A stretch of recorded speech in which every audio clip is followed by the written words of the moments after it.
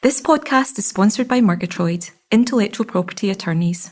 For more information on today's guest and our company, visit murgitroyd.com/podcasts.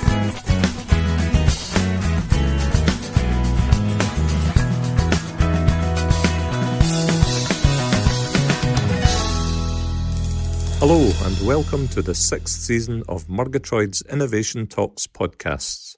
We're delighted you have joined us. If you have any questions, you can email us at innovation.talks@murgitroyd.com or contact us via Twitter @Murgitroyd. And please remember to subscribe so you don't miss any future episodes. So let's go straight into today's podcast. Hello, I'm Murnane. I'm a European patent attorney and consultant with Murgitroyd.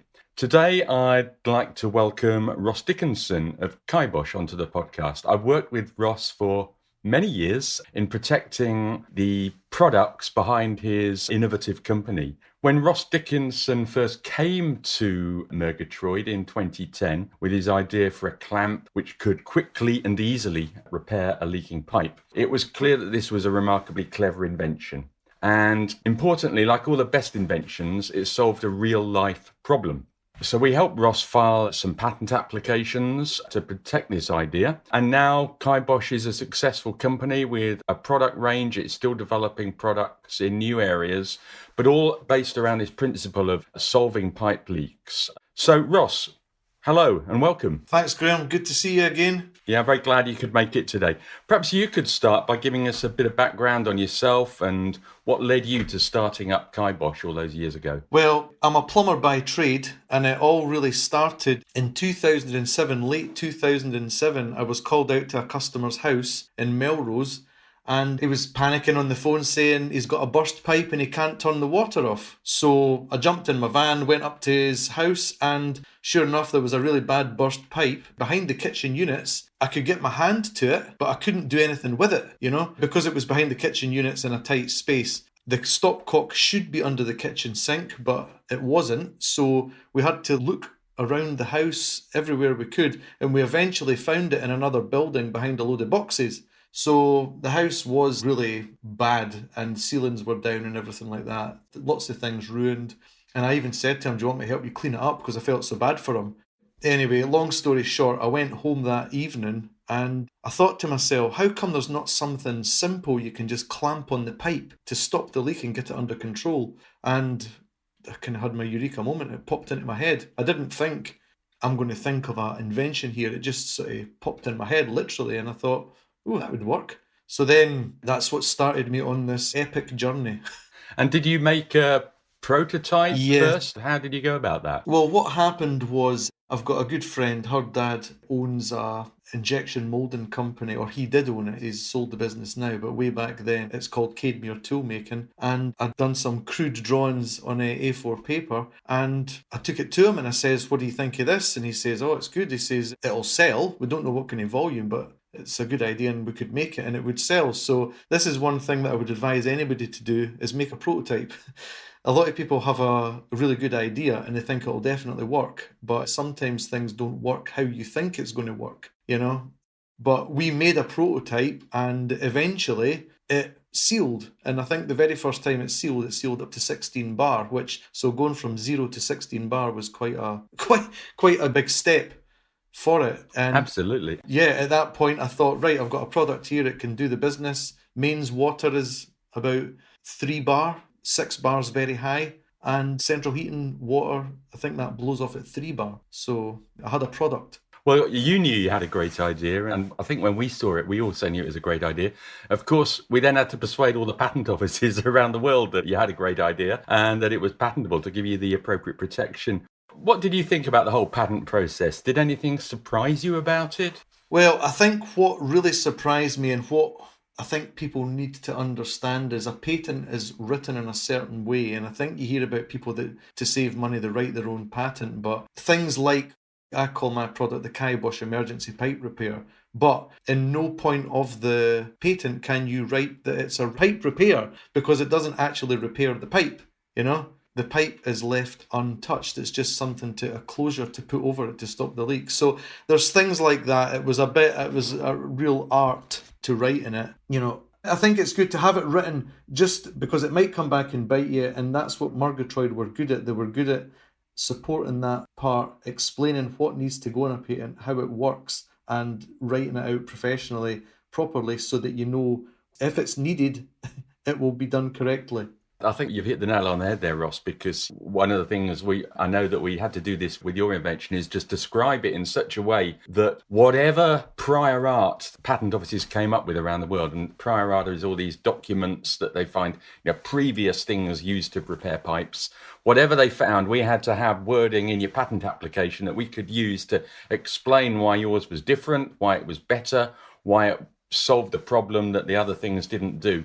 And of course, what you can't do is you can't add the words later on during the patent application process. You have to get it all in there at the beginning. So, and you're right, what looked like a very wordy sort of document at the start, it had to be, because it had to give you the protection that you needed further on down the road. Yeah. How important, Ross, was having a patent application and also having registered trademark applications? Because your name, Kibosh, that's a registered trademark now.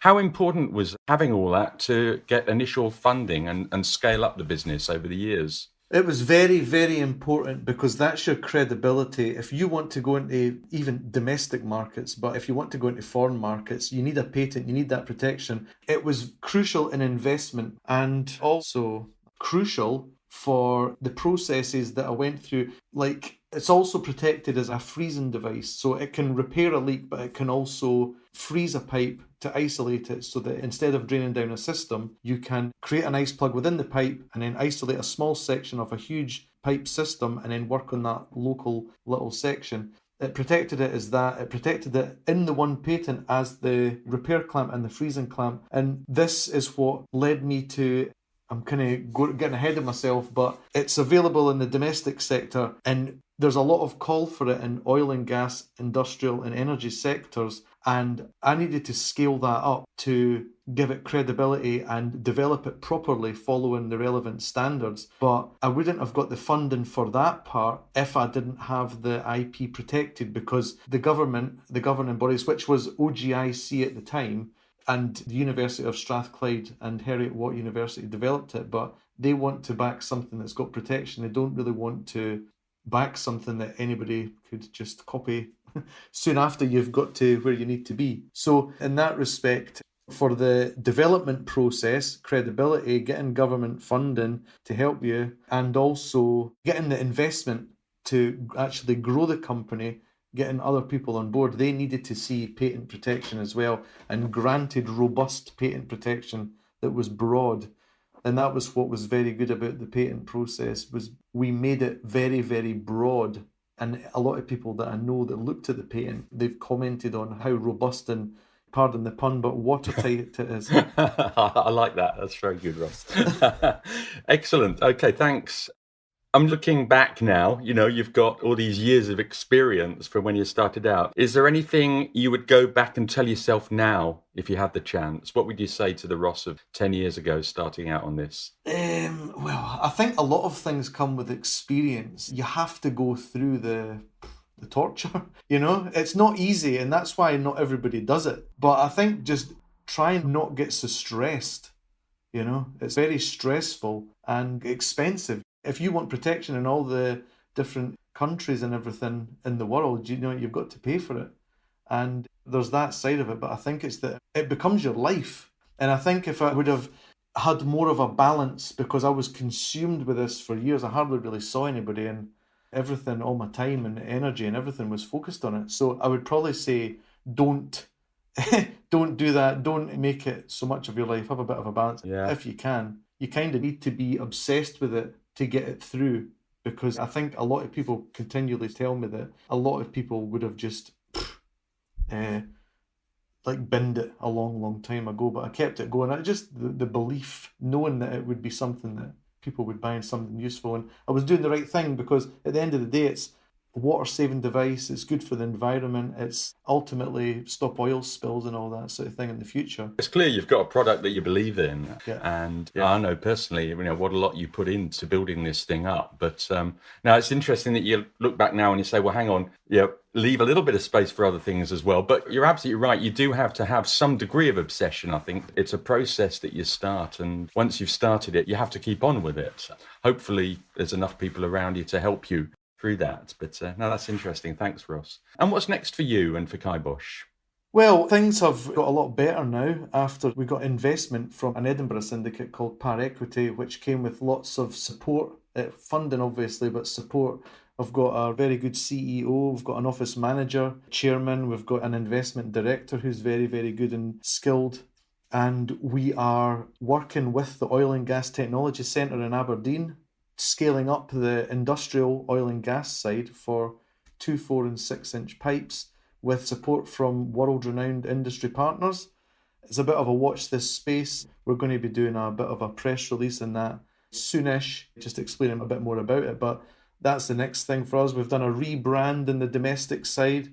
We're selling the domestic repair and freezing clamps internationally, but we're very much ready to focus now on the industrial oil and gas energy side and just making the repair and fast freezing clamps a reality there as well, and getting Lloyd's approval at the end of it. And again, repeating it, the IP was crucial in getting the investment and getting the credibility. Ross, that's a fascinating story, and thanks very much for sharing that with us today. And all the best for the future. No problem. Yeah, good seeing you again, Graham, and thanks very much for your support and your counsel over the years in some very, very hard times, but it's all appreciated, and thanks again. Thanks, Ross. Bye. Cheers. Thanks for your time today. We hope you found today's podcast valuable. And remember to subscribe so you don't miss any of our future episodes. So until the next time, goodbye.